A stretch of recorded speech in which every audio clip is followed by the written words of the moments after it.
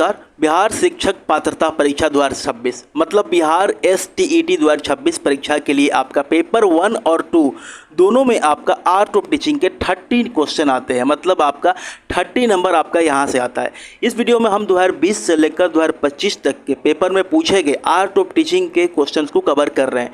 मैंने already 200 plus question को cover कर दिया है और उसी सीरीज को आगे बढ़ाते हुए हम लोग इस वीडियो में क्वेश्चंस को देखेंगे। ठीक है, मैंने क्वेश्चन और उसका एक्सप्लेनेशन काफ़ी अच्छे तरीके से रखा है जो आपके परीक्षा के पॉइंट ऑफ व्यू से काफ़ी इंपॉर्टेंट है। मैंने अक्टूबर 2025 की परीक्षा के लिए भी यहाँ पर आर्ट ऑफ टीचिंग की क्लास लिया था। मैक्सिमम क्वेश्चन आप जाकर देख सकते हैं कि मेरे आपके वीडियो में से हैं।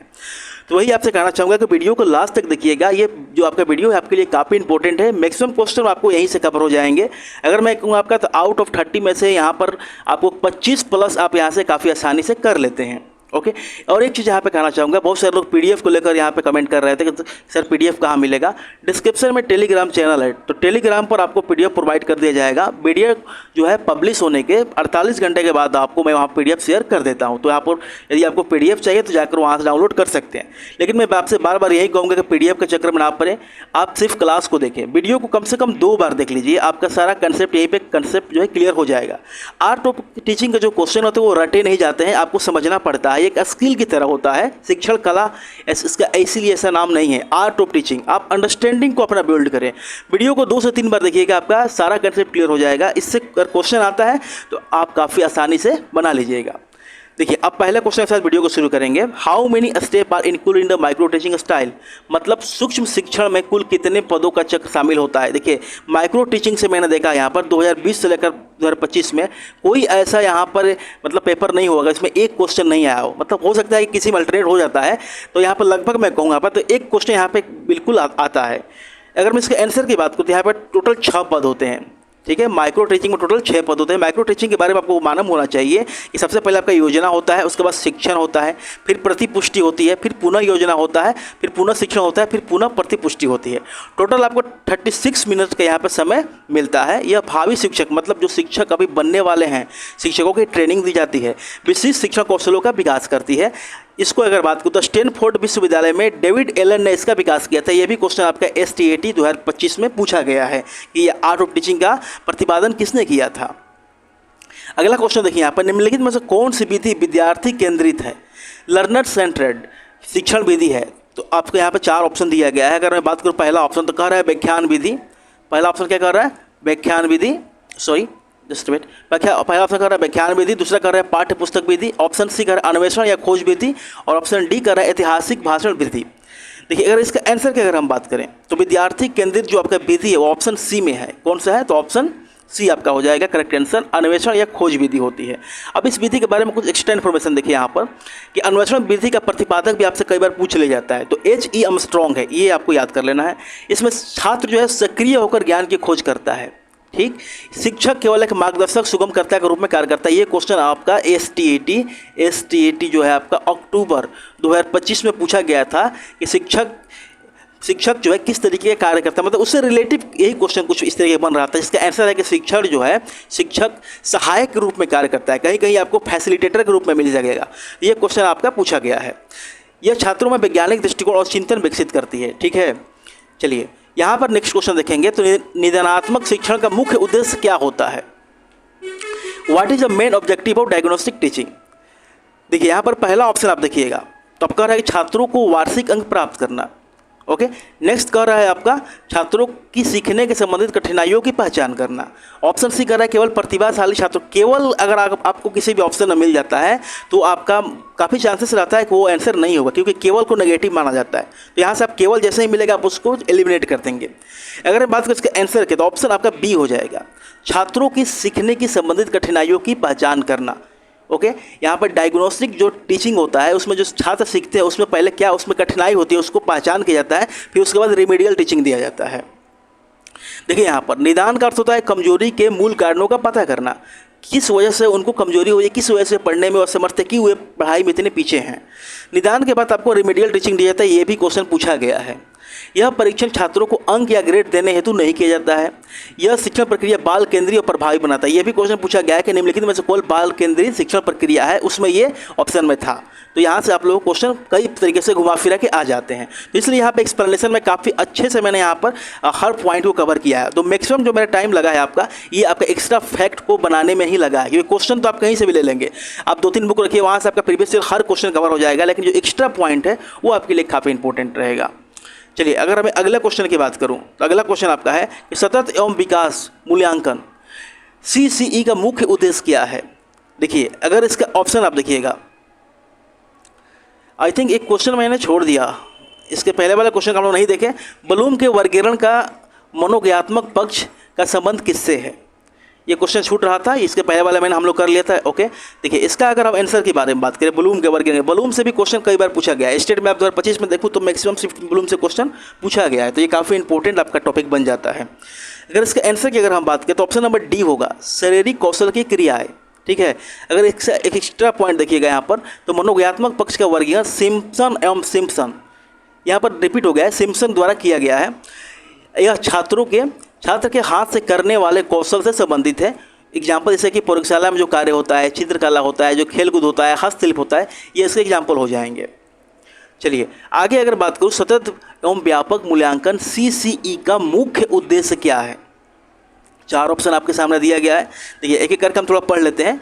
कह रहा है पहला कि केवल अंतिम परीक्षा के अंक तय करना। ऑप्शन बी कह रहा है छात्रों में प्रतिस्पर्धा बढ़ाना।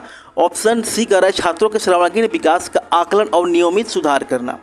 ठीक, देखिए अगर आपको थोड़ा आंसर पता नहीं है तो सब ऑप्शन थोड़ा पढ़िएगा, आपके माइंड में थोड़ा सा लग जाएगा कि हाँ ये हो सकता है। जैसे कि यहाँ पर अगर मैं बात करूँ तो 4 यहाँ पर ऑप्शन आपको मिल गया। अब कैसे आपको सोल्व करना होता है परीक्षा में, उस थोड़ा अप्रोच देखेंगे। देखिए मैंने आपको बताया कि अगर किसी भी ऑप्शन में केवल लगा रहता है तो वो नेगेटिव होता है, तो नेगेटिव वाले को हम लोग उसी टाइम स्किप कर देते हैं। तो इसमें केवल लगा है और इसमें केवल लगा, इसको दोनों का स्किप कर दीजिएगा। अब इन दोनों में से आप देखिए कौन बेस्ट रहेगा, मतलब कौन अधिक उपयुक्त है। ओके, जैसे कि छात्रों में प्रतिस्पर्धा बढ़ाना, हाँ ठीक है, हो सकता है, लेकिन यहाँ पर देखिए छात्र का सर्वांगीण विकास, सर्वांगीण मतलब यहाँ पर बहुत सारे फैक्टर का विकास हो, आकलन और नियमित सुधार, ये इसके तुलना में काफ़ी बेहतरीन है। इस तरीके से आप सही ऑप्शन तक पहुँच भी सकते हैं। तो इस तरीके से आपको थोड़ा सा ऑप्शन एलिमिनेशन जो मेथड होता है वो पता होना चाहिए। कई बार आप परीक्षा में 5-6 क्वेश्चन आसानी से ऐसे करके आ सकते हैं। तो ऑप्शन सी यहाँ पर करेक्ट आंसर हो जाएगा। सतत एवं व्यापक मूल्यांकन का मुख्य उद्देश्य छात्रों का आपका सर्वांगीण विकास का आकलन और नियमित सुधार करना होता है। ठीक है, चलिए देखिए अब अगला क्वेश्चन के देखेंगे यहाँ पर। उससे पहले देखिए यहाँ पर इसका थोड़ा सा CCC का यहाँ पर अर्थ बताया गया कि शैक्षणिक एवं शैक्षणिक पक्षों का निरंतर मापन होता है। कई बार मीनिंग भी पूछ लिया जाता है। यह छात्रों के परीक्षा संबंधित तनाव और भय को कम करता है। यह केवल याद रखने पर नहीं बल्कि व्यवहारिक समझ पर बल देता है। इसे RTE, ठीक है, राइट टू एजुकेशन एक्ट 2009 के सिफारिश के तहत बढ़ावा दिया गया। अगला क्वेश्चन देखिए, पाठ्य योजना लेसन प्लान तैयार करने से शिक्षक को क्या मुख्य लाभ होता है। ठीक है, ये लेसन प्लान आपका B.Ed का पार्ट है, आपने पढ़ा होगा लेसन प्लान। वहाँ पर अगर इसका ऑप्शन देखिए, शिक्षण क्रमबद्ध सुव्यवस्थित एवं उद्देश्यपूर्ण बनता है। पहला ऑप्शन देख लिया।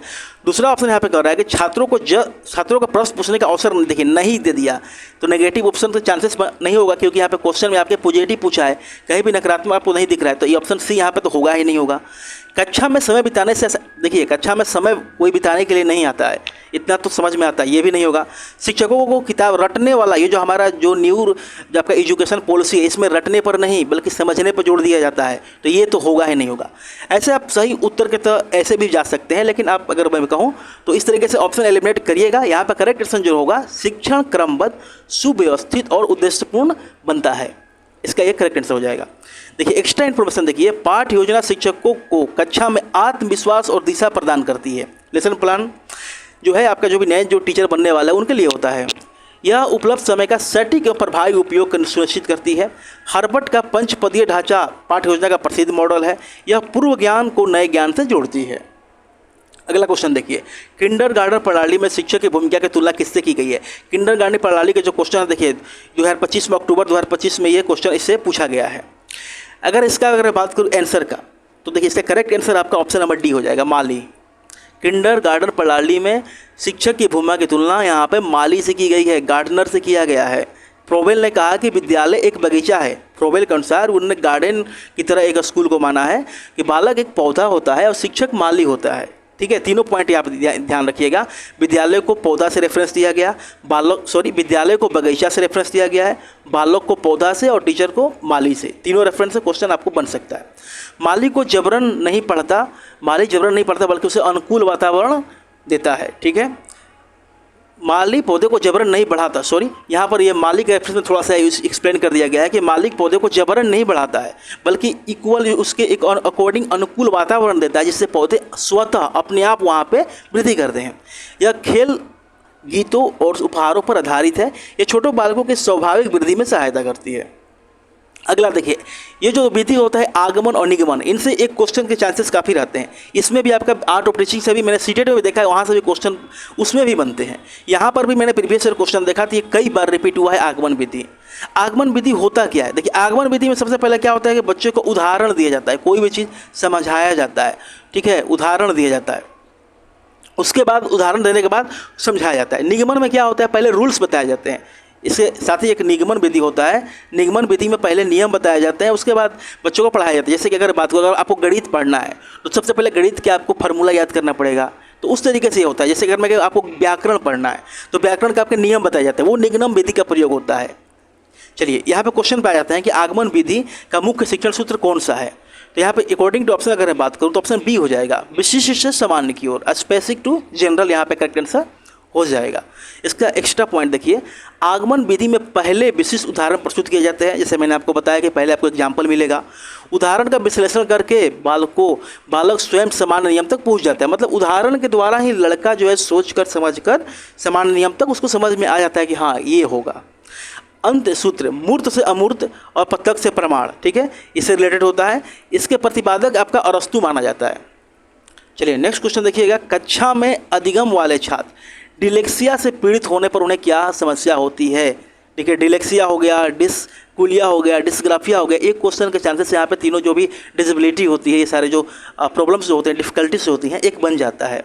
2025 में भी आया था क्वेश्चन, 2024 में भी क्वेश्चन आया था, उस टाइम डिस्ग्राफिया भी आया था 2025 में।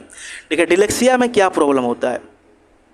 अगर मैं बात करूँ इसके आंसर के बारे में, डिलेक्सिया में जो प्रॉब्लम होता है शब्दों और अक्षरों को पढ़ने या समझने में प्रॉब्लम होता है छात्रों को। ठीक है, इसका ऑप्शन नंबर आपका सी करेक्ट आंसर हो जाएगा। अब यहाँ पे थोड़ा देखिए, डिस्ग्राफिया में क्या होता है, लेखन संबंधी मतलब लिखने संबंधित यदि प्रॉब्लम होता है तो डिस्ग्राफिया होता है। डिस से कुलिया, देखिए कुलिया से अगर मैं कहूँ तो कैलकुलेशन से आप थोड़ा रिलेट कर लीजिएगा। कैलकुलेशन तो आपको समझ में आ जाएगा, हाँ कैलकुलेशन जो है मैथ का पार्ट होता है, तो ये मैथ से संबंधित होगा। तो इस तरीके से जो डिस्कैलकुलिया जो होता है गणितीय विकार से प्रॉब्लम होता है, मतलब गणित के क्वेश्चन में प्रॉब्लम होता है। ओके, अब देखिए, डिलेक्सिया पठन संबंधित विकार है, बच्चे अक्षर पहचानने में भ्रमित हो जाते हैं, जैसे बी को डी में ये सारे उनको प्रॉब्लम हो जाती है, सा को वाच पढ़ देते हैं, ये सारी प्रॉब्लम होती है। ठीक है, ये मल्टी सेंसरी शिक्षण विधियाँ इसमें लाभदायक होती है। चलिए, प्रभावी संप्रेषण इफेक्टिव कम्युनिकेशन में सबसे बड़ा बाधक क्या हो सकता है? यहाँ पे बाधक पूछा गया है। इसका अगर मैं ऑप्शन देखें, थोड़ा सा ऑप्शन देखना जरूरी है। देखिए, पहला ऑप्शन कह रहा है यहाँ पर कि अत्यधिक शोर एवं अस्पष्टता का अभाव। ओके, क्या पूछ रहा था? प्रभावी संप्रेषण सबसे बड़ा बाधक बिल्कुल बाधक होगा। अधिक शोर होगा, अगर स्पष्ट कोई भी चीज़ें सुनाई नहीं देगी तो सबसे बड़ा तो बाधक यही हो जाएगा। दूसरा देखिए, शिक्षक का स्पष्ट आवाज़, तो स्पष्ट आवाज़ से कोई तो प्रॉब्लम होती ही नहीं है। उपयुक्त शिक्षण सामग्री का उपयोग, ये भी सही है। छात्रों का ध्यान, ये सारे चीज़ पॉजिटिव है। आपसे नेगेटिव पूछा गया है। देखिए, क्वेश्चन में क्या पूछा गया है, थोड़ा सा ध्यान दीजिएगा ना, लॉजिकली तरीके से, तो आप आंसर आसानी से निकाल लेंगे। क्वेश्चन पूछ के रहा है कि प्रभावी संप्रेषण में सबसे बड़ा बाधक क्या है? बाधक मतलब यहाँ से आपको समझ में आ गया कि यहाँ पे नेगेटिव पूछ रहा है, यहाँ से आपने थोड़ा सा समझा। अब आप थोड़ा सा ये देखेंगे कि किस ऑप्शन में नेगेटिविटी है। यहाँ पर देखिए, अत्यधिक शोर, अस्पष्टता का अभाव मतलब स्पष्ट चीज़ें नहीं है, ये तो नेगेटिव है ही। यहाँ पे कह रहा है कि शिक्षकों की स्पष्ट आवाज़, तो स्पष्ट आवाज़ तो और बढ़िया बात है, ये तो प्लस पॉइंट हो जाएगा, ये तो नहीं होगा। यहाँ पर अगर कहूँ उपयुक्त शिक्षक सामग्री का उपयोग, बिल्कुल है। अगर आप पढ़ाने टाइम जो भी शिक्षण सामग्री है उसका तो उपयोग करेंगे ही। छात्रों की बातों को ध्यानपूर्वक सुनना, या छात्र भी आपकी बात ध्यानपूर्वक सुनते हैं, तो ये तो बहुत एक प्लस पॉइंट रहता है। तो अकॉर्डिंग टू ऑप्शन यहाँ पर आप समझ सकते थे कि ऑप्शन ए ही यहाँ पर करेक्ट आंसर होगा। तो इस तरीके से आप एलिमिनेट करके भी आंसर को जान सकते थे। ठीक है, इसका आंसर होगा अत्यधिक शोर और अस्पष्टता का अभाव। ठीक है, संप्रेषण में भौतिक बाधाएं होती है, शोर, दूरी, खराब रोशनी, ये सारी चीज़ होती है। कक्षा संप्रेषण द्विमार्गी होना चाहिए, ये भी आप ध्यान रखेंगे। शिक्षक का संदेश सरल होना चाहिए, स्पष्ट होना चाहिए, बाल स्तरीय होना चाहिए। फीडबैक संप्रेषण प्रक्रिया को पूर्ण बनाता है। ठीक है, फीडबैक जो होता है संप्रेषण प्रक्रिया में फीडबैक इसको मतलब पूर्ण बनाता है। NCF 2005 के अनुसार प्राथमिक स्तर पर शिक्षा का माध्यम कौन सी भाषा में होना चाहिए? ये क्वेश्चन 2-3 बार रिपीट हुआ है। 2020 में भी आया था, मैंने देखा था, 2024 में भी, 2025 में भी लगभग आया था। ये आप लोगों को मालूम होगा कि प्राथमिक स्तर पर जो शिक्षा होती है बच्चे के क्षेत्रीय और उसके मातृभाषा में देना चाहिए। ठीक है, तो इसका तो आंसर शायद आप लोग को मालूम हो, ऑप्शन बी यहाँ पे करेक्ट आंसर हो जाएगा। देखिए, मातृभाषा में बालक सहजता से विचार व्यक्त और ग्रहण करता है। NEP न्यू एजुकेशन पॉलिसी 2005 में कक्षा 5 तक मातृभाषी या क्षेत्रीय भाषाओं का समर्थन करती है। यह बच्चों के संज्ञानात्मक क्षमता को तेजी से विकास करता है। इससे रिलेटिव आर्टिकल भी है, आर्टिकल 350 भाषा में प्राथमिक शिक्षा का निर्देश देता है। देखिए, शिक्षण अधिगम प्रक्रिया में प्रश्नोत्तरी मतलब क्विज और कक्षा चर्चाएं किसका भाग है? देखिए, अगर ऑप्शन देखेंगे, देखिए क्या हो रहा है, केवल वार्षिक परीक्षा का। आपका यहाँ पर ऑप्शन क्या मिला? केवल। तो केवल तो होगा नहीं, यहाँ पर आप इसको एलिमिनेट करेंगे। क्यों? क्योंकि केवल तो नेगेटिव वर्ड है, ये तो नहीं हो सकता। आगे सत्र अंत मूल्यांकन, ये भी हो सकता है। अब यहाँ पर तीनों में कन्फ्यूजन रहेगा। ठीक है, इसको ऑप्शन से नहीं बनाया जा सकता है। इसका आंसर होगा रचनात्मक मूल्यांकन। जो क्विज होती है, कक्षा चर्चाएँ होती है, वो रचनात्मक फॉर्मेटिक असेसमेंट का पार्ट होती हैं। देखिए, रचनात्मक मूल्यांकन शिक्षण के साथ साथ आपका चलता रहता है। यह तुरंत प्रतिपुष्टि इंस्टेंट फीडबैक देने में सहायक होता है। इससे शिक्षक अपनी शिक्षण शैली में तुरंत बदलाव ला सकता है। इसके विपरीत आपका योगात्मक मूल्यांकन सत्र के अंत में होता है। ये ध्यान दीजिएगा, दोनों मूल्यांकन काफ़ी इंपॉर्टेंट होते हैं। एक आपका रचनात्मक मूल्यांकन और ये योगात्मक मूल्यांकन। रचनात्मक आपका 7 सालों भर चल रहता है, मतलब 7 साल चलता रहता है। लेकिन योगात्मक जो है आपका ईयर के लास्ट में एक बार होता है। अभिक्रमित अनुदेश प्रोग्राम इंस्ट्रक्शन मूल सिद्धांत क्या है? इसका मूल सिद्धांत आपसे पूछा गया है। अगर मैं इसके आंसर की डायरेक्टली बात करूँ तो ऑप्शन सी हो जाएगा, स्वगति से लिखना, तत्काल पुनर्बलन। ओके, देखिए यहाँ पर कह रहा है कि रेखीय अभिक्रमित अनुदेशन के प्रतिपादक कौन है? तो B.F. स्किनर है, ये भी याद रखेंगे। विषय वस्तु को छोटे छोटे तार्किक फ्रेमों में, पदों में बांटा जाता है, फ्रेमों में बांटा जाता है। छात्र अपनी क्षमता अनुसार, अपनी गति के अनुसार सीखते हैं। सही उत्तर को तत्काल प्रतिपुष्टि मिलती है। देखिए, अगला क्वेश्चन है, शिक्षण का सर्वोच्च और सबसे परिपक्व स्तर कौन सा माना जाता है? यहाँ पर आपके पास 4 ऑप्शन हैं। ठीक है, चिंतनशील, बोध स्तर, स्मृति स्तर, रटने का स्तर। अगर इसमें सबसे बेस्ट अकॉर्डिंग टू ऑप्शन आपका जो करेक्ट होगा ए होगा, चिंतनशील। ठीक, देखिए इसके बारे में देखिएगा, चिंतनशील स्तर का प्रमुख प्रवर्तक कौन है? ये भी क्वेश्चन पूछा जा सकता है, इंपॉर्टेंट है। तो इसके प्रवर्तक है हंट। यह समस्या केंद्रित अति सक्रिय स्तर है। स्मृति स्तर हर्बर्ट सबसे निम्न है। बोध स्तर, ये याद रखिएगा किसने यहाँ पे दिया, ये इंपॉर्टेंट बन जाता है, क्वेश्चन पूछा भी गया है। स्मृति स्तर हर्बर्ट ने दिया है, बोध स्तर मॉरिसन ने दिया है। ये छात्रों में स्वतंत्र सोच और मौलिक विचारशीलता विकसित करता है। चलिए नेक्स्ट क्वेश्चन देखिए, कक्षा में श्यामपट्ट का उपयोग करते समय सबसे महत्वपूर्ण बात क्या है? चलिए इसका ऑप्शन देखेंगे, बहुत छोटे छोटे अक्षरों में लिखना। क्यों भाई, क्यों छोटे छोटे आप लिखेंगे? तो होगा ही नहीं। लेखन में स्पष्टता, सुपटता, मुख्य बिंदुओं का संक्षेपण। हाँ, ये लग रहा है। पूरा बोर्ड एक साथ भर देना है, ऐसे कोई बकवास थोड़े करता है। केवल आ गया, ये भी नहीं। मतलब देखिए, आप देखेंगे कि 10 में से एक क्वेश्चन ऑप्शन एलिमिनेट करके बन जाता है। तो यही छोटा छोटा अप्रोच होता है जो आपको सीखना है। यहाँ पर आपको ये लग गया कि ये देखिए, इसमें कह रहा है कि छोटे छोटे अक्षरों में लिखना। आपको यहाँ से समझ में आ जाएगा नहीं, ऐसा नहीं होना चाहिए। ये कह रहा है एक साथ भर देना, जैसा कोई सेंस ही नहीं मिल रहा है। और केवल तो होगा ही नहीं। तो ऑप्शन सी यहाँ पे करेक्ट आंसर हो जाएगा, लेखन में स्पष्टता, सुपाठ्यता, मुख्य बिंदुओं का संक्षेपण। ठीक है, आई होप आपको समझ में आ रहा है कि मैं सिर्फ आपको आंसर ही नहीं, क्वेश्चन को कैसे आप अप्रोच के थोड़ा भी पकड़ सकते हैं वो हमें सिखाने का प्रयास कर रहा हूँ। अगला क्वेश्चन देखिए, और उससे पहले इसका एक्सप्लेनेशन देख लेते हैं कि श्यामपट्ट शिक्षण कौशल का मुख्य अंग होता है। अक्षर इतने बड़े होने चाहिए कि अंतिम पंक्ति का छात्र भी इसे पढ़ ले, मतलब जो सबसे पीछे बच्चा बैठा है वो भी पढ़ ले। लिखते समय शिक्षक का कोण 45 डिग्री होना चाहिए, ये भी इंपॉर्टेंट आपका ये है, ताकि छात्र देख सकें। श्यामपट्ट को शिक्षक का पारंपरिक मित्र भी कहा जाता है।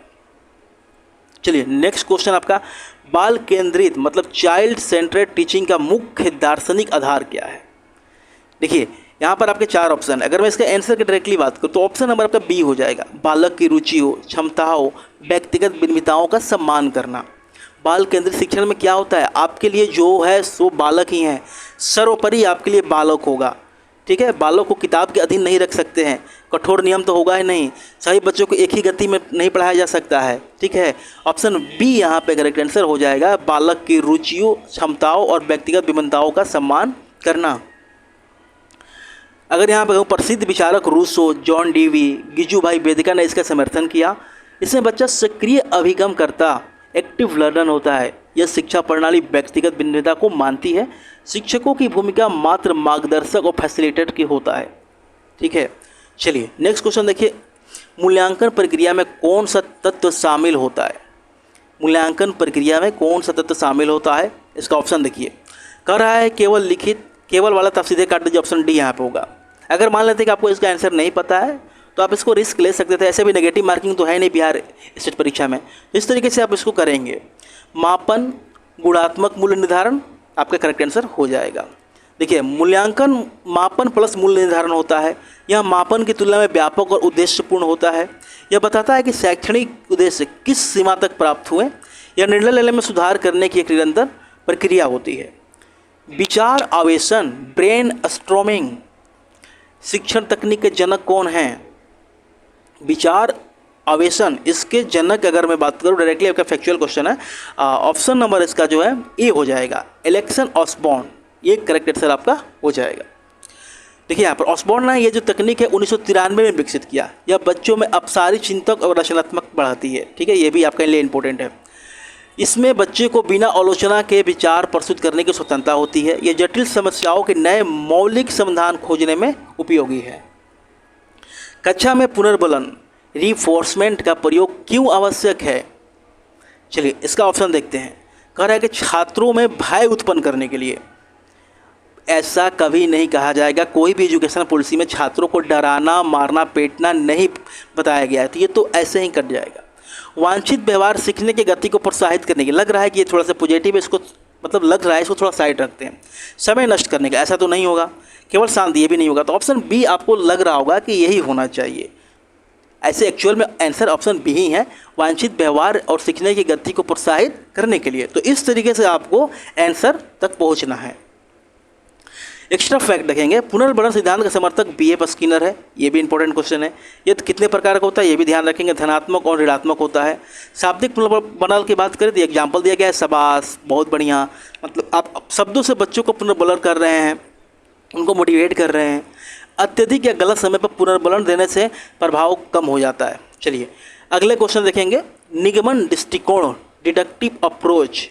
आपने निगमन विधि भी देखा था, अब यहाँ पर उस निगमन आपका दृष्टिकोण किस सूत्र पर चलता है, ये क्वेश्चन आपसे पूछा गया है। यहाँ पर इसका अगर आंसर हम देखेंगे तो सामान्य से विशिष्ट और नियम से उदाहरण की तरफ ये होता है। यहाँ पर देखिए आप पकड़ सकते थे कैसे, अगर आपको निगमन विधि पता होगा, मैंने निगमन विधि आपको 3 से 4 बार बता दिया कि निगमन विधि में क्या होता है कि सबसे पहले आपको नियम बताया जाता है, जो आपका रूल्स होता है वो बताया जाता है। तो किस तरीके के क्वेश्चन आते हैं इसमें, जैसे कि अगर आप मैथ पढ़ाते हैं तो बच्चों को पहले रूल्स बताते हैं, तो निगमन विधि में पहले नियम बताया जाता है तब आगे समझाया जाता है। तो यहाँ पर देखेंगे ऑप्शन से उदाहरण से नियम मैंने बताया था आपका आगमन विधि में। ठीक है, मूर्त से अमूर्त यहाँ पर कन्फ्यूज हो सकते थे, विशिष्ट समान ये भी नहीं होता, समान से विशिष्ट और नियम से उदाहरण, यहाँ से ये लाइन आप पकड़कर समझ सकते थे। चलिए यहाँ पर ऑप्शन डी करेक्ट आंसर होगा। नेक्स्ट क्वेश्चन देखेंगे, उससे पहले इसका फैक्टर देख चलते हैं। निगमन विधि में पहले समान नियम सिद्धांत बताए जाते हैं, इसके बाद नियमों की पुष्टि विशिष्ट उदाहरण दिए जाते हैं। यह विधि उच्च कक्षाओं में गणित और व्याकरण के लिए उपयोगी है, यह छात्रों को श्रम और समय बचाती है। चलिए नेक्स्ट क्वेश्चन, आपको कथन और कारण दिया गया है। इस तरह के क्वेश्चन भर भर के आते हैं, इसमें थोड़ा सा टाइम लगता है क्योंकि आपको दोनों पढ़ना पड़ता है, फिर ऑप्शन देखना पड़ता है। इसको आप कैसे करेंगे, देखिए पहला कह रहा है बाल केंद्रित कक्षा शिक्षण सुगमम करता होता है, बिल्कुल सही है। बालक स्वयं ज्ञान की सक्रिय निर्माता होता है, दोनों सही है। अब बस पढ़ के आप जज कर लीजिए कि दोनों सही है गलत है। आप यहाँ पर ऑप्शन कह रहा है कि दोनों सही किस में है, तो यहाँ पर आप ऑप्शन देखिएगा तो ए और आर दोनों सही हैं और व्याख्या भी करता है, ऑप्शन ए करेक्ट आंसर हो जाएगा।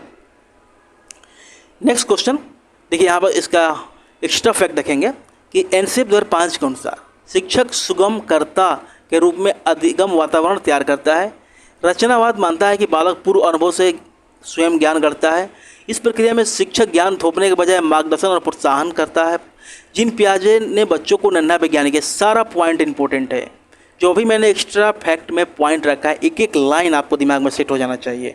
वीडियो को कम से कम मैं कहूँगा 2 से 3 बार जरूर देखिएगा, डबल स्पीड में देखिए, लेकिन दिमाग में सेट हो जाएगा। पीडीएफ लेकर आप नहीं पढ़ेंगे, आप कंपेयर कर सकते हैं, एक बार वीडियो देखकर पढ़ना और एक बार पीडीएफ से पढ़ना। आप वीडियो जब देखते हैं तो उसी टाइम आपका लगभग 70 से 80% आपका दिमाग में याद हो जाता है। पीडीएफ में ऐसा नहीं होता है, पीडीएफ में जल्दी याद नहीं होता है, बस एक माइंड में इस तरीके का बन गया कि पीडीएफ चाहिए, पीडीएफ से कुछ होता नहीं है, टाइम वेस्ट होता है। चलिए नेक्स्ट क्वेश्चन देखेंगे। सही मिलान करना है आपको। यहाँ पर दिया गया है कि आर्मस्ट्रॉन्ग, एक ये है, एक में आर्मस्ट्रॉन्ग है, खोज विधि में किलपैट्रिक है, 3 में किंडरगार्टन में फ्रोबेल है। आपको यहाँ पर मैच करना है। तो देखिए यहाँ पर अगर मैं बात करूँ तो ऑप्शन इसका क्या होना चाहिए, सी होना चाहिए, फर्स्ट में तीसरा होना चाहिए, फर्स्ट का तीसरा फ्रोबेल होगा आपका, और दूसरा का पहला होना चाहिए, दूसरा का खोज विधि में आपका आर्मस्ट्रॉन्ग हो जाएगा, और ये 3 का 3 हो जाएगा। ऑप्शन सी यहाँ पे करेक्ट आंसर हो जाएगा। चलिए इसको थोड़ा सा अच्छे से देख लेते हैं। जो प्रोजेक्ट विधि होती है किलपैट्रिक, जॉन किलपैट्रिक से रिलेटेड है। खोज और ह्यूरिस्टिक जो विधि है आपका H.E. आर्मस्ट्रॉन्ग इनसे संबंधित है। किंडरगार्टन जो प्रणाली है फ्रेडरिक फ्रोबेल से संबंधित है। ये 3 विधियाँ बाल केंद्रित और सक्रिय अधिगम को प्रोत्साहित करती है। वेरी वेरी इंपॉर्टेंट, ये आप पूरा ये जो है एक्स्ट्रा फैक्ट याद कर लीजिएगा, तीनों विधि। फिर से कथन और आपका कथन 1 और कथन 2 आ गया। इसमें भी बताना है कि कौन सही है कौन गलत है, उस तरीके का क्वेश्चन है। सतत मूल्यांकन में केवल वार्षिक परीक्षाएं शामिल होती है।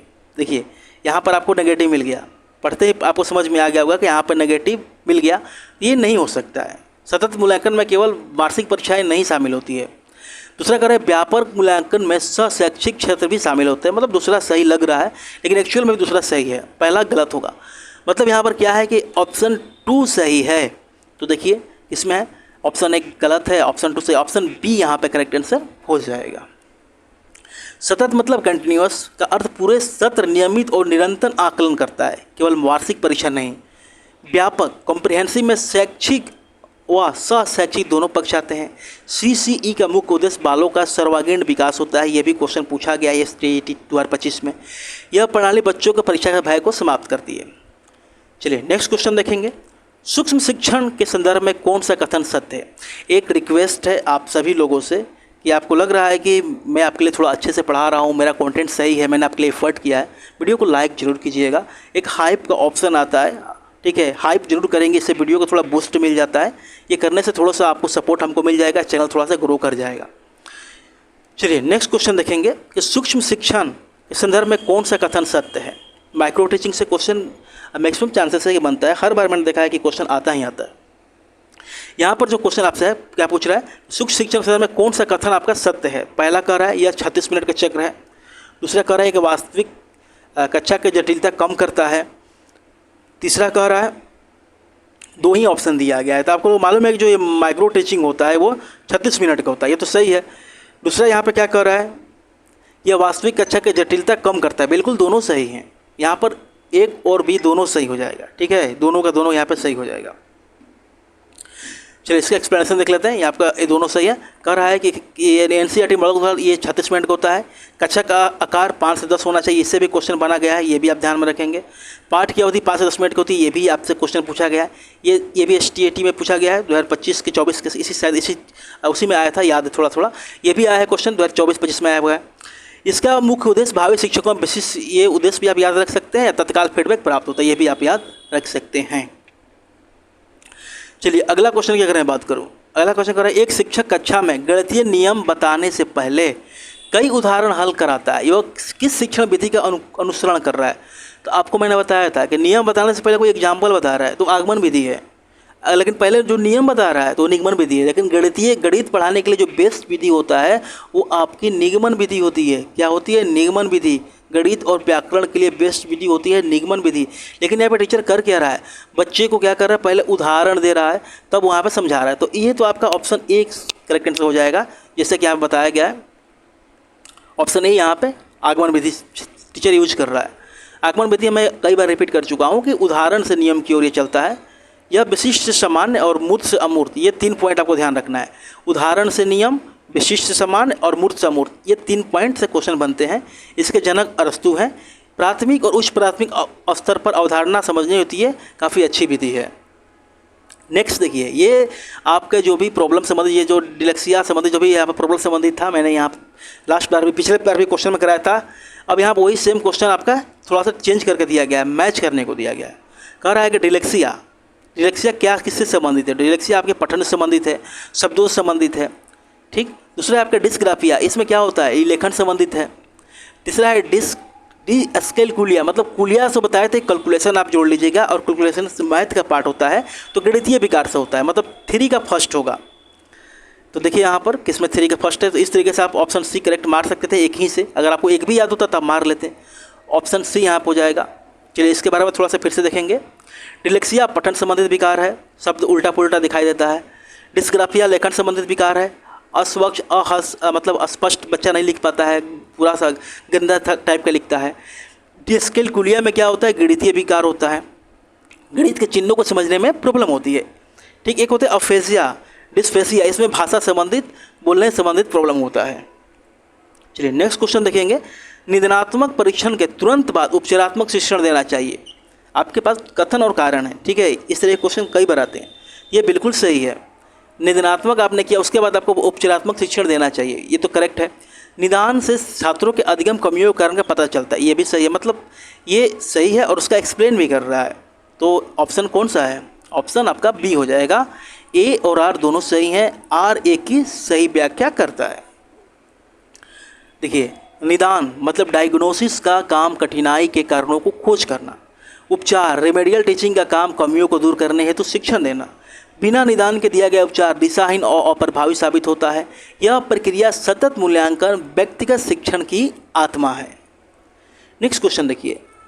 न्यू एजुकेशन पॉलिसी 2020 के अनुसार 5-3-3-4 ढांचा में 5 वर्ष का चरण किस नाम से जाना जाता है? न्यू एजुकेशन पॉलिसी से आपका एक क्वेश्चन आने की काफ़ी पॉसिबिलिटी रहेगा, तो यहाँ से आपको ये अच्छे से देखना होगा। देखिए, अगर इसका आंसर की बात करो तो आपका बुनियादी चरण होता है, फाउंडेशन स्टेज में ये आपका जाना जाता है। इसके बारे में देखिए थोड़ा सा एक्स्ट्रा। फाउंडेशन स्टेज 5 वर्ष का, 3 वर्ष का प्री स्कूल होता है, आंगनबाड़ी, ये सारी चीज़ आ जाएगी। 1 और 2 आयु 3-8 वर्ष आपकी होनी चाहिए। प्री पैरेटरी स्टेज कक्षा 3 वर्ष, ये कक्षा 3 से 5 आयु भी बताया गया है। मिडिल में एज में आपका 3 वर्ष होता है, कक्षा 6 से 8। सेकेंडरी स्टेज में 4 वर्ष आपका, कक्षा 9 से 12। ये आपका बताया गया है कितना यहाँ का ड्यूरेशन है, क्लास बताया गया है, ये एज बताया गया है, ये आपको रट लेना है। VVI है, आप स्क्रीनशॉट भी ले सकते हैं, नहीं तो PDF डाउनलोड कर लीजिएगा। टेलीग्राम को मैं इसको शेयर कर दूंगा, डिस्क्रिप्शन में दिया गया है। चलिए, हार्वर्ड के पंचपदीय पाठ योजना का सही क्रम क्या है? इनका क्रम पूछा गया है। इसका क्रम क्या करते हैं, ये तो आपको याद होना चाहिए। पहले प्रस्तावना, फिर प्रस्तुतिकरण, तुलना, सामान्यीकरण, अनुप्रयोग। ये ऑप्शन बी यहाँ पे करेक्ट हो जाएगा, ये आप ध्यान में रख सकते थे। प्रस्तावना, प्रस्तुतिकरण, तुलना, अनुप्रयोग, ये सारी चीज़ें होती हैं। 3 के बाद यहाँ पे 4 था, ये 5 था। एक छात्र कक्षा में बिना झिझक के नए प्रश्न पूछता है और रचनात्मक विचार देता है। यह किस चिंतन को प्रदर्शन कर रहा है, मतलब ये किस चिंतन को दिखा रहा है? तो ये डाइवर्जेंट थिंकिंग होती है। कौन सी थिंकिंग? डाइवर्जेंट, अपसारी चिंतन। ऑप्शन सी यहाँ पे करेक्ट आंसर हो जाएगा।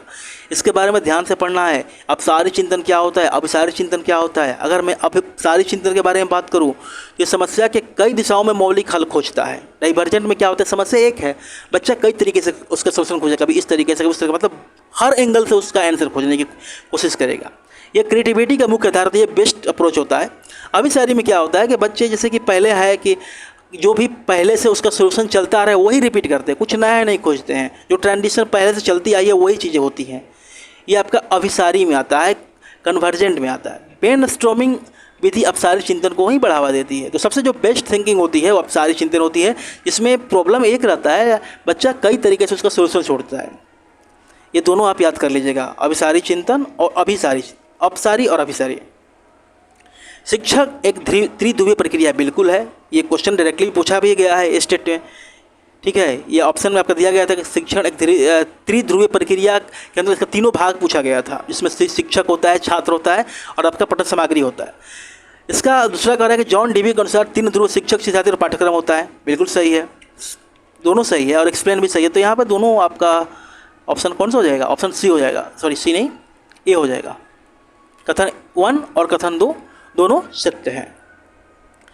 अगला क्वेश्चन, उससे पहले देखिए थोड़ा सा ये भी देखिए, द्विध्रुवीय भी जो सिद्धांत दिया था ये भी इंपॉर्टेंट है, जॉन एडम्स ने दिया था, और त्रिध्रुवीय जॉन डीवी ने दिया था, दोनों को ध्यान में रखिएगा।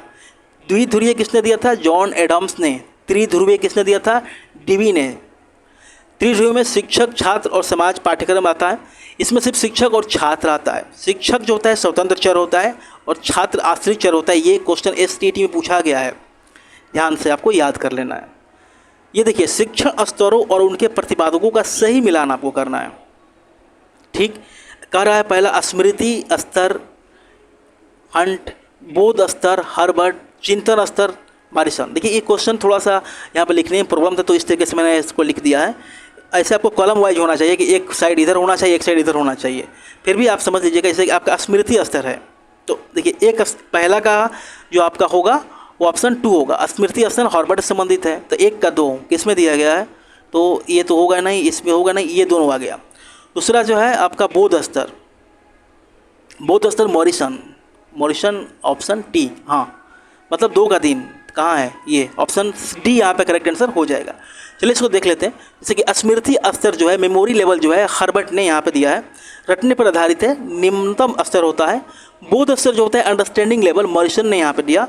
चिंतन स्तर हंट ने दिया। तीनों स्तर क्रमबद्ध रूप से मानसिक विकास पे, ये तीनों याद कर लीजिएगा, बहुत इंपॉर्टेंट है, वेरी वेरी इंपॉर्टेंट। अगला देखिए कथन ए, और आपका कथन कारण संबंधित क्वेश्चन है, ये भर भर के आता है। समावेशी शिक्षा में केवल दिव्यांग बच्चों को पढ़ाया जाना चाहिए, बिल्कुल गलत है। समावेशी शिक्षा में हर तरीके के शिक्षकों को एक साथ पढ़ाया जाता है। ऐसे भी आप, मैंने बताया जो अप्रोच है केवल रहेगा तो नहीं होना चाहिए। समावेशी शिक्षा पृथकीकरण का विरोध करती है, बिल्कुल ये पृथकीकरण मतलब वहाँ पर बंटवारे को अलग अलग करके पढ़ाने का विरोध करती है। ऑप्शन 2 यहाँ पे सत्य होगा। मतलब अगर मैं कहूँ तो सिर्फ कारण आर यहाँ पे सत्य होगा, तो यहाँ पे ए असत्य है लेकिन आर सत्य है। ऑप्शन बी यहाँ पे आपका करेक्ट आंसर हो जाएगा। करेक्ट आंसर के बारे में बात करें, देखिए एक मैं थोड़ा सबसे कहना चाहूँगा, आप किस डिस्ट्रिक्ट से देख रहे हैं। यदि आप बिहार से हैं, किस डिस्ट्रिक्ट से हैं तो नाम जरूर लिखिएगा कमेंट में, और आप अदर स्टेट से हैं तो वो भी थोड़ा सा लिख दीजिएगा, पता चल जाएगा कि हाँ कि किस डिस्ट्रिक्ट से मैक्सिमम लोग हमको देखते हैं। आप कमेंट में अभी लिख दीजिएगा। नेक्स्ट देखिए, यहाँ पर एक्स्ट्रा फैक्ट देखेंगे। समावेशी शिक्षा, सभी बच्चों समान विशेष आवश्यकता वाले एक साथ पढ़ने की वकालत करते हैं। समावेशी शिक्षा में यही होता है कि हर सब प्रकार के बच्चे एक साथ बढ़ के पढ़ेंगे। यदि किसी भी आधार पर बच्चों का पृथकीकरण बंटवारा किया जाए तो यह इसका कड़ा विरोध करता है। इसका मुख्य उद्देश्य होता है कि व्यवस्था के अनुसार व्यवस्था को बच्चे के अनुसार बदलना है। मतलब जो भी सिस्टम है बच्चा के अनुसार बदलेगा, बच्चा को चेंज नहीं करना है, ना कि बच्चे व्यवस्था के अनुसार बदलेगा। यह जो है इक्विटी और इक्वलिटी दोनों पर आधारित है। इक्विटी और इक्वलिटी मतलब इक्वलिटी और इक्वलिटी की बात करें कहूँ, अगर मान लीजिए कोई बच्चे को देखने में प्रॉब्लम है तो उसको उसके अकॉर्डिंग आपको फैसिलिटी देना पड़ेगा, उसको आगे बैठा दीजिएगा ताकि वो आसानी से देख ले। ऐसा नहीं कि सबको एक ही कक्षा में बैठाएं, किसी बच्चे को देखने में इशू हो रहा है, प्रॉब्लम हो रहा है तो आप उसको पीछे बैठा देंगे तो उसको दिखाई ही नहीं देगा। तो मतलब यही है कि हर बच्चे के अकॉर्डिंग आपको उसके शिक्षण संबंधित जो भी प्रॉब्लम है उसको ध्यान में रखते हुए आप उसकी आवश्यकताओं को पूर्ति करेंगे, स्पेशली शिक्षण के लिए। क्रियात्मक अनुसंधान विशेषताओं पर क्या शामिल है? यह स्थानीय समस्याओं पर आधारित है। इसका मुख्य उद्देश्य सिद्धांत निर्माण नहीं है। ये आपसे क्वेश्चन पूछते हैं, इसके 2 स्टेटमेंट आपको दे दिए गए हैं। ठीक है, अगर आपको बताना है क्या आंसर है तो दोनों सही है। यहाँ पर ऑप्शन आपका सी करेक्ट आंसर हो जाएगा। देखिए यहाँ पर क्रियात्मक अनुसंधान का मुख्य उद्देश्य स्थानीय तात्कालिक कार्यप्रणाली में सुधार लाना होता है। यह व्यापक सिद्धांत के निर्माण या PhD हेतु नहीं किया जाता है। शिक्षा के क्षेत्र में इसका प्रयोग स्टीफन एम कोवे द्वारा लोकप्रिय बनाया गया। कर्ता स्वयं शिक्षक, प्रधानाध्यापक, विद्यालय प्रशासक होते हैं। यदि कोई छात्र आपकी कक्षा में बार बार उत्तर देने में विफल होता है तो शिक्षक के रूप में आपकी उपयुक्त प्रतिक्रिया क्या होगी? देखिए यहाँ पर इस तरह क्वेश्चन का ऑप्शन तो पढ़ना ही पड़ेगा। उसे पूरी कक्षा के सामने डांटना, देखिए यह कह रहा है कि उसके पूरी कक्षा के सामने डांटना, बिल्कुल नहीं, ऐसा तो करना ही नहीं है। ऑप्शन बी कह रहा है उसे कक्षा से बाहर निकाल देना, बिल्कुल गलत। उस पर ध्यान देना पूरी तरीके से बंद कर देना, यह भी गलत है। कारण का पता लगाना और सरल संकेत से सहायता करना, बिल्कुल सही। तो यहाँ पर जो आपका करेक्ट आंसर हो जाएगा ऑप्शन नंबर डी हो जाएगा। कारण का पता लगाइए और सरल संकेतों में उसका हल निकालिए। शिक्षा यहाँ पर देखिए खोजी प्रश्न कौशल, इस कौशल का इस जो मेथड है उसका नाम दिया है प्रॉब्लम सॉल्विंग स्किल होता है। सहायता देना, पाठ देना आपने वायस्की से पढ़ा होगा, छात्रों का आत्मविश्वास बढ़ा है। शारीरिक और मानसिक रूप से हतोत्साहित RTE एक्ट 2009 का उल्लंघन है। किसी भी बच्चे को आप शारीरिक और मानसिक रूप से पनिशमेंट नहीं दे सकते हैं। शिक्षक का व्यवहार सहानुभूतिपूर्वक और सकारात्मक होना आवश्यक होता है। नेक्स्ट क्वेश्चन देखिए, पोर्टफोलियो छात्र की प्रगति एक व्यवस्थित और क्रमिक संग्रह है। पहला स्टेटमेंट दे दिया गया, जो कि यदि आपने पढ़ा होगा तो आपको मालूम होगा कि बिल्कुल सही है। पोर्टफोलियो के बारे में यदि आपने पढ़ा है तो बिल्कुल मालूम है। पोर्टफोलियो केवल वार्षिक नहीं केवल वार्षिक दिन नहीं बनाया जाता, ये गलत हो गया। तो ऑप्शन ए मतलब कथन ए आपका सही है और कथन 2 आपका गलत है। तो देखेंगे कौन सा ऑप्शन करेक्ट आंसर हो जाएगा। तो ऑप्शन ए में दिया गया है कि कथन 1 सत्य है परंतु कथन 2 असत्य है। चलिए इसको देखिएगा, पोर्टफोलियो को समझना है। पोर्टफोलियो एक निश्चित समय अवधि में छात्र का क्रमिक समृद्धि और प्रगति इसमें दर्ज किया जाता है। यह किसी एक दिन का नहीं बल्कि पूरे सत्र के दौरान लगातार संकलित होता है। ऐसा नहीं कि किसी एक दिन होगा, कंटिन्यू होते रहता है। इसमें प्रोजेक्ट, कलाकृतियाँ, स्वयं मूल्यांकन पत्रक, शिक्षकीय अवलोकन सारी चीज़ शामिल होती हैं। यह CCE मूल्यांकन का सबसे प्रमाणिक दस्तावेज माना जाता है। नेक्स्ट क्वेश्चन देखिए, शिक्षण अधिगम सामग्री TLM और उनके उदाहरणों का सही मिलान करना है आपको। ठीक है, यहाँ पर आपका दिया गया है, पहला आपका जो दिया गया है शिक्षण सामग्री दृश्य सामग्री। तो दृश्य सामग्री क्या होती है, मतलब कौन सी चीज़ें आपको देखने में काम आती है। तब यहाँ थोड़ा सा कॉमन सेंस लगा सकते हैं कि टीवी होता है। ठीक है, तो एक का आपको दिख रहा होगा कि एक का आपका कहाँ गया, दृश्य सामग्री में रेडियो कैसे आ गया, गलत है। मॉडल दृश्य सर्व टीवी, ये मैंने इसको ऐसे सीक्वेंस में लिख दिया इसलिए थोड़ा कन्फ्यूजन हो रहा है। अगर मैं इसको ऑप्शन के थ्रू देखूँ तो 1 का 2 मॉडल हो सकता है, 2 का 1 सर्व सामग्री रेडियो हो सकती है, 3 का 3 दृश्य सर्व टीवी। ऑप्शन बी यहाँ पे करेक्ट आंसर हो जाएगा। देखिए क्वेश्चन को फ्रेमिंग करने में दिक्कत हो गया, मैंने इसको सीक्वेंस में ऐसे लिख दिया, इसको ऐसे लिखना चाहिए था। तो नेक्स्ट टाइम आपको इस तरीके से जो मेरा वीडियो आएगा उसमें इस तरह क्वेश्चन आएंगे तो मैं कोशिश करूँगा कि उसको कॉलम वेस्ट बनाकर दूँ ताकि आपको आसानी से आपको समझ में आए। परीक्षा में ऐसे नहीं आएगा, परीक्षा में आपको कॉलम के रूप में ही आएगा, एक साइड इधर लिखा रहेगा और एक साइड इधर लिखा रहेगा, तो आप आसानी से पकड़ लेंगे। जो दृश्य सामग्री होती है विजुअल होती है, जैसे आप देख सकते हैं मॉडल हो गया, चार्ट हो गया, मानचित्र हो गया, सैंपल हो गया, चित्र हो गया, मतलब जो देखा जा सकता है। श्रव्य सामग्री मतलब जिसे सुनना है, रेडियो हो गया, टेप रिकॉर्डर हो गया, ग्रामोफोन हो गया। दृश्य श्रव्य मतलब ऑडियो विजुअल, आप देख भी सकते हैं, सुन भी सकते हैं। टीवी हो गया, कंप्यूटर हो गया, आपका मोबाइल हो जाएगा, ठीक है, प्रोजेक्टर हो जाएगा, नाटक हो जाएगा। एडगर डेयर के अनुसार प्रत्यक्ष अनुभव का सबसे प्रभावी अधिगम माध्यम होता है। क्वेश्चन नंबर 70 नहीं, आई थिंक मैंने इसके पहले वीडियो में आपका 150 प्लस क्वेश्चन करवाया था। तो ये क्वेश्चन लेने के बाद नहीं 150 नहीं 200 प्लस क्वेश्चन था, लगभग मैं कहूँगा आपका 240 प्लस क्वेश्चन मैंने कवर करवा दिया होगा। आगे मैं आपको बता दूंगा कि मैंने ऑलरेडी कितना क्वेश्चन करवा दिया है। चलिए यहाँ पर देखते हैं, कक्षा में पुनर्बलन का प्रयोग सावधानीपूर्वक करना चाहिए, कथन आपका दिया गया है। तो इसका जो ऑप्शन है बिल्कुल सही है। कक्षा में जो आप रिफोर्समेंट करते हैं काफ़ी सावधानीपूर्वक करना चाहिए। ऑप्शन बी क्या कर रहा है, अत्यधिक और अनुचित पुनर्बलन से छात्र आंतरिक प्रेरणा घटती है, बिल्कुल ये भी सही है, मतलब दोनों सही है और सही व्याख्या भी कर रहा है। तो कौन सा होगा सही है, आर ऑप्शन सी यहाँ पर करेक्ट आंसर हो जाएगा कि ए और आर दोनों सही है और जो आर तथा आर ए की सही व्याख्या भी करता है। देखिए पुनर्बलन का सिद्धांत ये कई बार मैंने बताया कि BF स्किनर ने यहाँ पे दिया है। अत्यधिक पुरस्कार देने से बच्चे जो है केवल बाहरी पुरस्कार पर यहाँ पे डिपेंडेंट हो जाएंगे, तो उसके बाद काम नहीं करेंगे, तो अधिक भी नहीं देना चाहिए। पुनर्बलन तत्काल निष्पक्ष और न्याय संगत होना चाहिए। शाब्दिक पुनर्बलन जैसे मतलब शबासी, ठीक है, पुनर्बलन का एग्जाम्पल दिया गया कि आप शब्द से किसी को कैसे पुनर्बलन दे सकते हैं। बच्चा मान लेते कि सही आंसर दिया तब उसको शबासी दे सकते हैं। गैर शाब्दिक मतलब आप मुस्कान, एक हल्की मुस्कान भी दे सकते हैं, तो बच्चा वो भी काफ़ी पॉजिटिव आपका उस पर इफेक्ट पड़ता है, ज़्यादा प्रभावशाली होता है। ब्लूम के ज्ञानात्मक पक्ष के 6 स्तरों का सही क्रम आपको पहचानना है।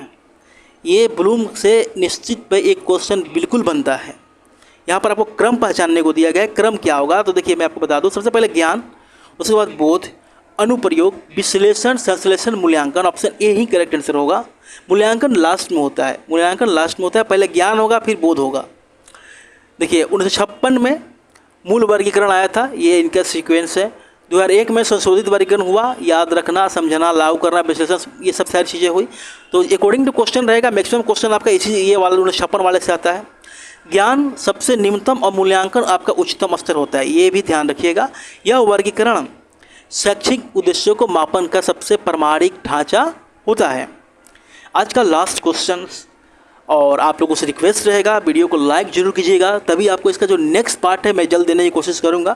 थोड़ा सा मोटिवेशन मिलता है, यदि आप लाइक करते हैं, सपोर्ट करते हैं, तो आपको कंटेंट उसी हिसाब से मेहनत करके दिया जाता है। अगला क्वेश्चन है, कक्षा प्रबंधन क्लासरूम मैनेजमेंट के संदर्भ में कौन सा कथन आपका सर्वाधिक उपयुक्त है। तो इस तरीके का क्वेश्चन आएगा तो आपको तो हर ऑप्शन पढ़ना ही पड़ेगा। देखिए यहाँ पर मैंने आपको बताया कि कैसे ऑप्शन एलिमिनेट करेंगे, यहाँ पर केवल दिया है तो ये तो होगा ही नहीं। यहाँ पर देखिए, शिक्षक में को कक्षा में कभी हंसना नहीं चाहिए, ऐसे कैसे हो जाएगा बच्चा, अगर आप हल्का स्माइल, पॉजिटिव स्माइल आपको रखना पड़ता है, ये भी गलत है। छात्रों पर पूर्ण निरंतर कभी नहीं रख सकते हैं आप, ठीक है, ये तो गलत हो गया। स्पष्ट नियम, सकारात्मक वातावरण और छात्र जुड़ाव, सुचारू संचालन, बिल्कुल सही हो जाएगा आपका ऑप्शन नंबर डी। तो थोड़ा सा आप अपने समझ के अकॉर्डिंग ऑप्शन एलिमिनेट कर सकते हैं और लास्ट तक ये आंसर तक पहुंच सकते हैं, ये भी बेस्ट अप्रोच रहेगा। यदि आपको नहीं आता है आंसर तो आप इस तरीके से भी जा सकते हैं। कक्षा प्रबंधन जो आपका होता है कठोरता से नहीं बल्कि लोकतांत्रिक तरीके से किया जाना चाहिए।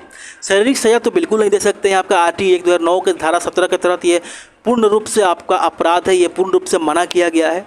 छात्रों की सक्रिय सक्रिय भागिता जो होती है अनुशासनहीनता का स्वतः कम कर देती है। शिक्षक का जो बिहेवियर होता है, रवैया होता है, दृढ़ और सहानुभूतिपूर्ण होना चाहिए। तो चलिए आज की वीडियो को समाप्त करते हैं। आई होप आपको आज का कंटेंट, मेरा पढ़ाने का तरीका अच्छा लगा होगा। कमेंट में यदि आप लिखना चाहें तो लिख सकते हैं। Thanks for watching this video.